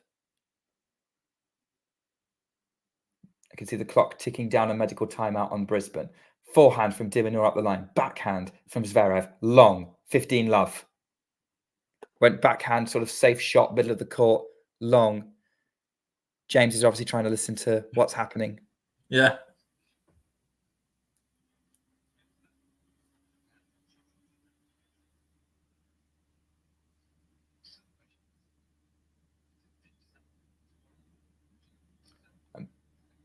Oh, yeah, that was a nasty slide. I'm just staying quiet just in case it's saying something interesting. Can't hear anything interesting yet. Okay, so was it a conversation between Thompson and the trainer? At the moment, they're still rubbing his leg. Okay, so I was wondering whether you could hear what they were saying to each other or not. They're just saying calf. That's what the commentators are saying at the moment. Okay. First serve from de Minaur. Really great return from Zverev, who then pushes the forehand to de Minaur's forehand. Backhand Zverev to the backhand of de Minaur, goes up the line. Forehand Zverev cross court. Forehand de Minaur goes cross court. They're trading forehands cross court at the minute. Now de Minaur tries to change direction. Backhand Zverev, who's going to try and come in, but de Minaur pushes him back. Now they're trading backhands again. Great angle from de Minaur on the cross court. Now he goes inside out. Forehand on the forehand. The backhand breaks down from Zverev, which ends up going into the crowd on the other side, and it's 30 love, and de Minaur is 2 points away from this match. So they're just currently strapping up Thompson's leg at the moment. They've put some tape around around that part of the thigh, both some brownish sort of tape and then some white tape above that. That's going to be fun to take off later. That will be. I'm wincing at the thought of it. 30 love. Serve up the tee is an ace from Alex de Minaur, and he has 3 match points. Leighton Hewitt fist pumps. There's some Aussie fans in the crowd who are absolutely loving this. Alex de Minaur to take this to a deciding tiebreak in the mixed doubles and make this semi-final as close as he possibly can. Semi between Germany and Australia. Serves out wide, misses it. Second serve. 15 seconds left in the medical timeout. Should be enough time to finish this match. Serve from de Minaur's up the tee. Inside out, forehand. Zverev's having to run it down, slices it back into play. Forehand inside out, de Minaur pressuring the Zverev backhand again and again and again. Still going, comes in behind that inside forehand. He's got the overhead. He finishes it! And Alex de Minaur roars, shaking his body. He knows he's the guy. He has just beaten Alexander Zverev, who was looking very good this United Cup in a really tough match. 57-minute first set, 55-minute second set, 48-minute third set. It was a long one. It was a battle. But he's come through it from a set down to keep Australia in the United Cup. He does what he does best. He performs for his country. We're into a decider in Sydney, but they're not out on court yet, which means Brisbane has our full attention, and I think the players are back on court. They are. I've just had a look at the live rankings. This means that Alex de Minaur is breaking into the top 10 for the first time in his career. Has he never been top 10 before? Never been top 10 before. Hello, Piero. We are getting some Jordan Thompson fans in the stream. Give us a like on Facebook and let your fellow Jordan Thompson fans know. Or either that, or maybe he's just rooting for the underdog. And let's face it, Jordan Thompson is your typical Aussie underdog. Unlike Alex de Minaur, who's just a very, very passionate Aussie and very, very good. And it's 15-all. Brilliant backhand there by Thompson. Winner? Winner. Chicken for dinner. So Thompson's 3 points away from this second set, going 3. Well, we're not going 3 yet. Don't get ahead of ourselves. Not yet. Dimitrov is also 3 points away from taking this to 5-all. Dimitrov goes off the good, strong one by Thompson. He's neutralized the point really well. He's now on the attack on the point, really pushing Dimitrov around.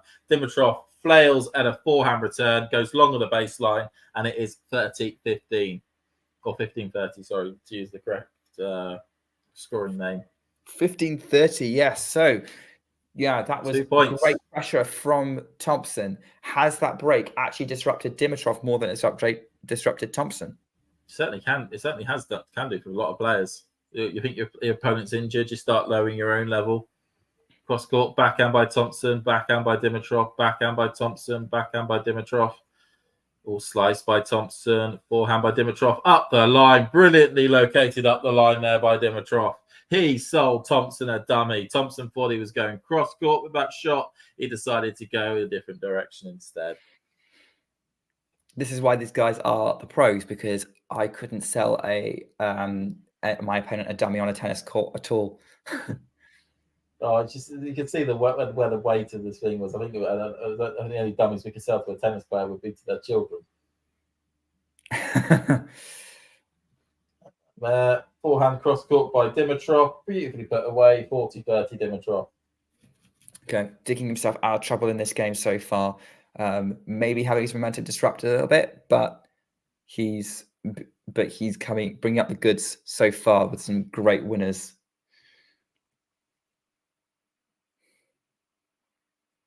So Dimitrov serving here to make it 5-5.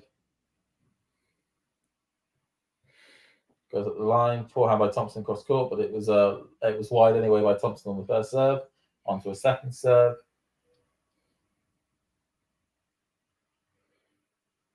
Okay. Yeah. They're just interviewing Alex de Minaur at the moment. Zverev's gone off court. He might be in the mixed doubles, so there might be a bit of a break because he's going to need to recover from that match that he's just had, and it was a long one. Dimitrov takes the serve, goes cross court, backhand by Thompson into the net, and that's 5-5. Set's definitely pretty tight right now. It's very tight, the set. Very, very tight.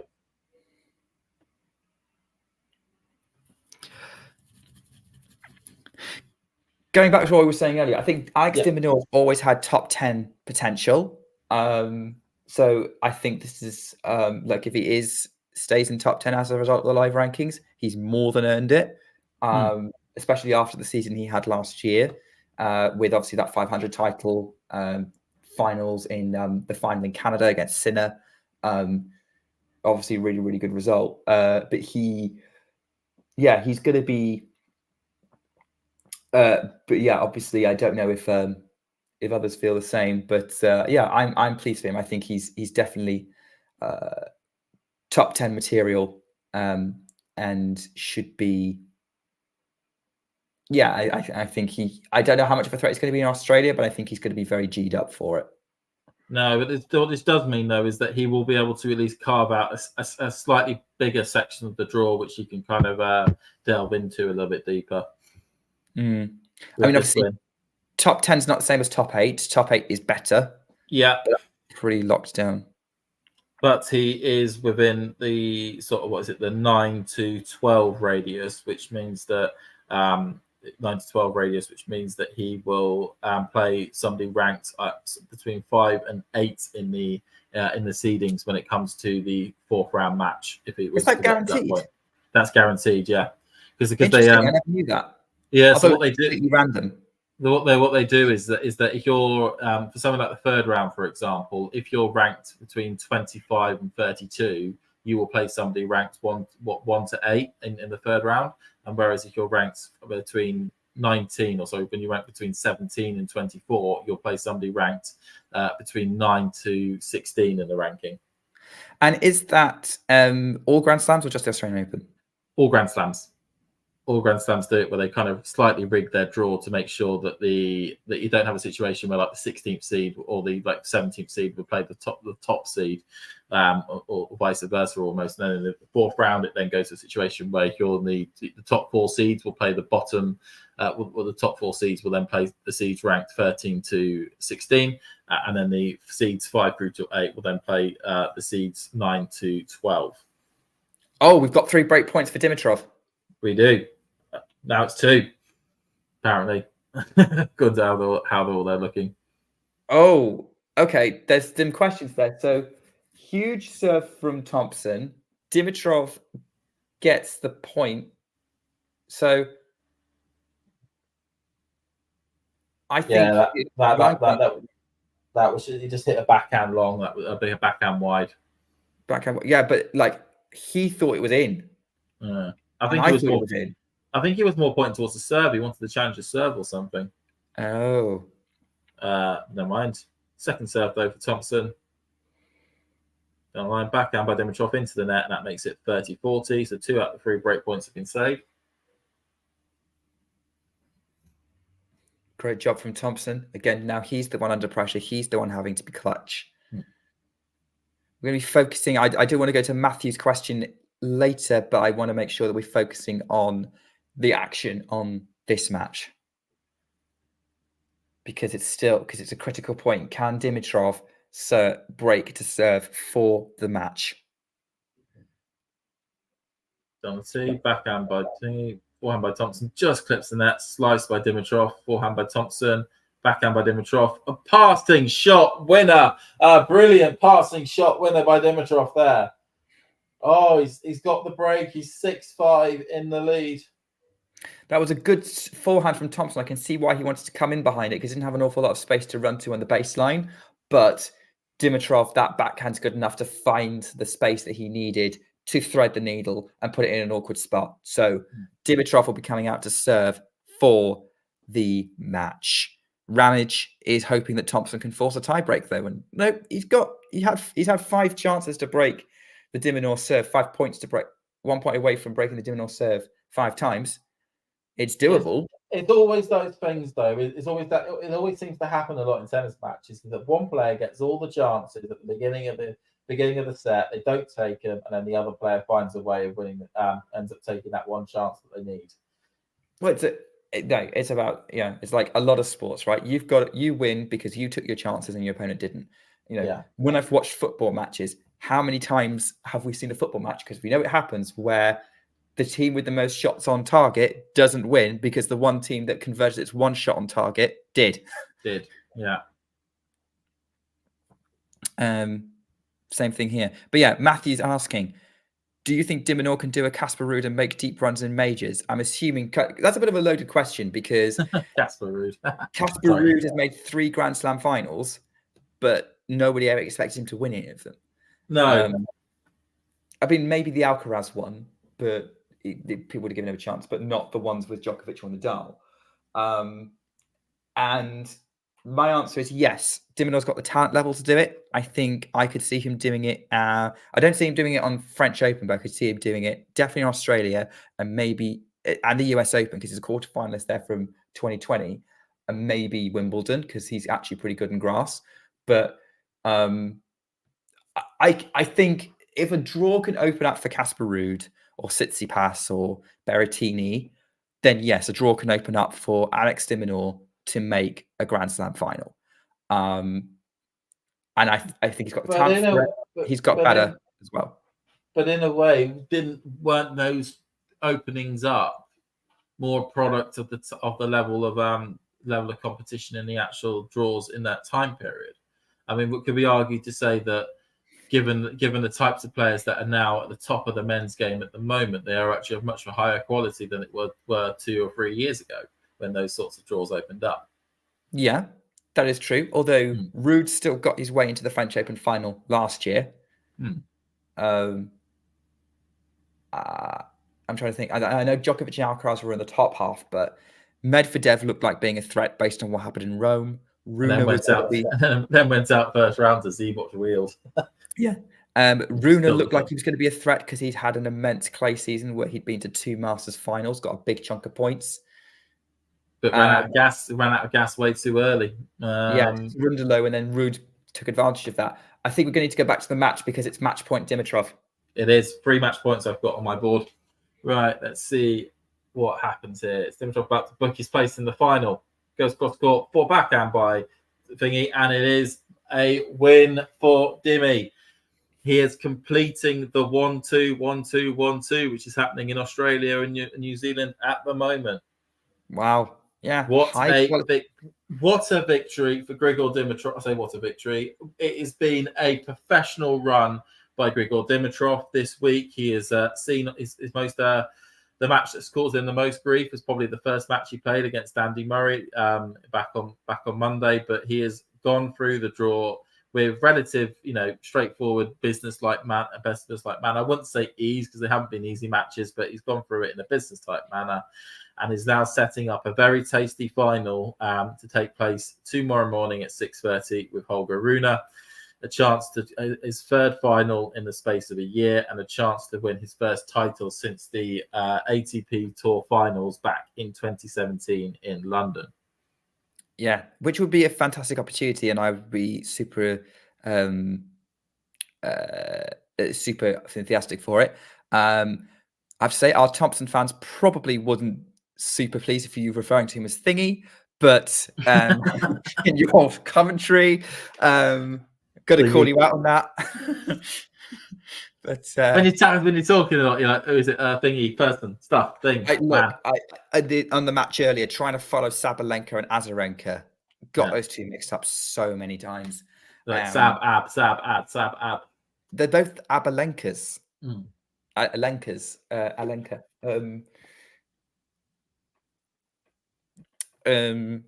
Matthew thinking that he thinks Minaur will beat anyone outside the top 4. Yeah, I'd agree with that. I could see Minaur beating Rune, beating Rublev. I think those would be the 2 biggest challenges outside the top 4 for him to beat. Tend to agree. Yeah, I can't think of anyone else out there. He certainly wouldn't have any trouble against Andy Murray, and I can't think of it. Who else would be dangerous in the draw? Who's kind of maybe outside the top 10? Shelton maybe, but yeah, Dimitrov versus Rune is going to be tasty. Would it be like their Wimbledon encounter? Did they play at Wimbledon last year? Yes, they did. That was a good match. Yeah, that went 5, didn't it? Oh yeah, it did, didn't it? That's a good point. Actually, let's get up the head-to-head for these two. So. Lexus ATP head-to-head. Don't want Djokovic Alcaraz. I don't want Alcaraz either. Come on. Dimitrov. And then we want on the other side, Rune. Okay, so they have played each other twice. One game apiece for both. So as was said, they played at Wimbledon first time around. That was Holger Rune winning, 6-3-6, 7-6, 7-6, 6-3. That being at Wimbledon around the 16. And then they played each other a few months later in Beijing in the round of 16. That was Grigor Dimitrov winning 6-3, 7-5. Okay, so it's probably going to be a close one then. It looks like it'll be a close one. And hey, I'm looking forward to that. I'm definitely looking forward to that. I might be able to multi-screen it with the United Cup final. I think the one tournament I cannot watch is Hong Kong, which, although Rublev versus Savuri might be an interesting match, I think that's the least interesting final in terms of a matchup, in terms of competitiveness. Most likely. Really. No, even though it's probably the last final of the day, although actually I think it'll still be going during the United Cup. So the Hong Kong final will be 8:30 in the morning. Oh, that's going to be it's going to be really hard though to actually follow it. I'm going to quickly go to the loo. Okay. Well, I think we should wrap the stream up. then That's a good idea, actually. Yeah. Wrap it up. Like, matches are over. There's nothing happening. We're not going to cover the mixed doubles, but hope in the United Cup. But hope you guys enjoyed the stream today. Thank you so much for your support. We will be keep an eye on the channel. We'll probably be bringing you as many finals as we can from across the tennis world in Australia. James, it's been brilliant. Thank you for commentating and leading us so well on this. Thank you. No, it was good. Thanks for coming on, Nick. It's our first time commentating together in this year. As we hope for a year of plenty of good matches, plenty of good upsets, plenty of good star-studded victories as well. Yeah, it's going to be a lot of fun. There's going to be some great tennis to come this year, and we're going to be talking about it here on this channel. So we'll see you tomorrow, hopefully. In the meantime, take care and keep talking tennis.